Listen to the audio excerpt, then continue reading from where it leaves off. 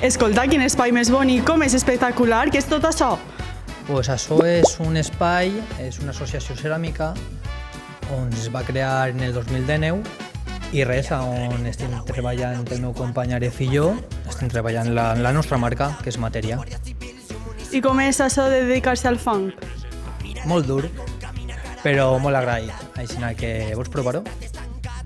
Vinga, clar.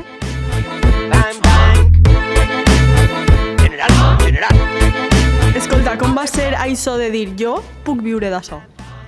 Pues jo vaig estudiar Belles Arts en València i al finalitzar me vaig plantejar què fer en la meva vida i per casualitat vaig acabar en Castelló fent ceràmica artística en la ESD i jo crec que en Castelló hi ha una oportunitat molt gran per fer ceràmica i més artesanal i me vaig tirar a la piscina. Però és una opció viable? Vull dir, donar perretes?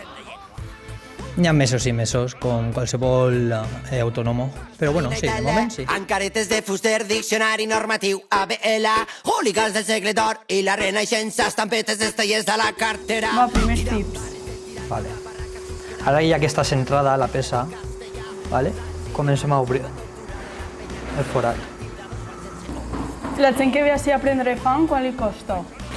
Pues depenent si comencem a fer torn o comencem a fer com les tècniques més bàsiques, com la del pellizco, el xurro.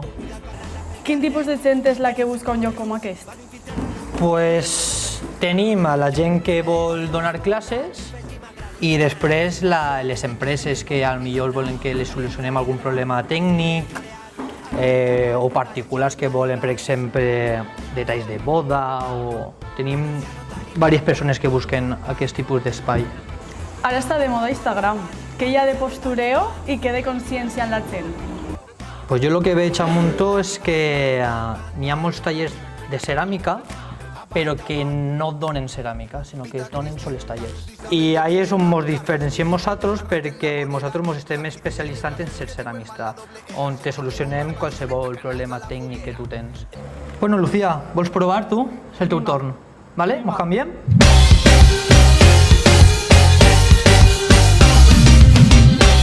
A veure, així, no? Sí. Per així. Vale. I ara sí? Sí, espaiet, no? molt bé. Bueno, molt bé no, però... Espera. Intenta pujar-ho. Espera, és que va molt de pressa, no? Així, no?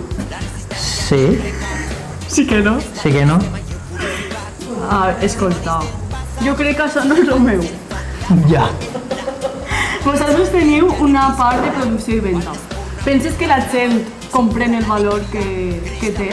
No, la gent s'espera que siga més barat o no valora el producte artesanal com a tal, sinó que no poden competir, per exemple, com a Ikea o comprar en algun puesto molt barat. La gent s'espera això, no compra. Jo ara entenc més el valor d'esta feina perquè jo no podria fer-la.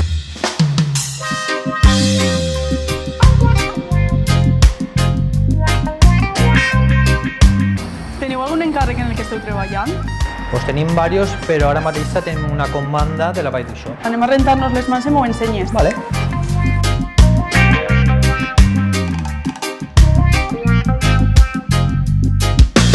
Vull fugir d'aquesta ciutat. Sí que teniu feina, sí? Què és això?